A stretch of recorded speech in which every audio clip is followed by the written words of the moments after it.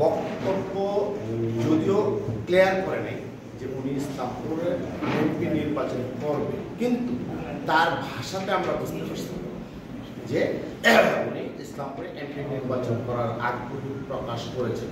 তবে আমি তাকে উপদেশ দেওয়ার মতো শক্তি আমার নেই, তবে আমি তাকে অনুরোধ করব, সারা উপজেলা ইসলামপুর উপজেলা 4.5 লক্ষ মানুষ, এই মানুষগুলোর মধ্যে আপনাকে এখন বিচরণ করতে এবং সেটা প্রকল্প এই সময়ের মধ্যে যদি আপনি আপনার অবস্থান করতে না পারেন তাহলে এটা আমার ব্যক্তিগত অভিমত।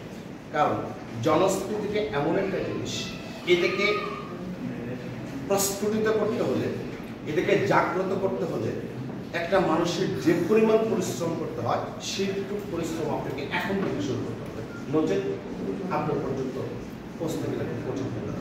এটা আমার আপনার মধ্যে অনুরোধ এবং ইসলামপুরের সামনে দিকে ইসলামপুরের উন্নয়নের সাথে আমি এটা অনুরোধ করি। কারণ আপনি ইসলামপুরের যে উন্নয়ন করতে পারবেন, এই উন্নয়নের ধারা অন্য কেউ করতে পারবেন, এটা আমরা খুব ভালোভাবে বুঝি। কিন্তু জনস্মৃতি একটা আলাদা জিনিস, এটা আলাদা একটা পার্ট। এই পার্টটাতে আপনি সম্পৃক্তি ছিলেন না।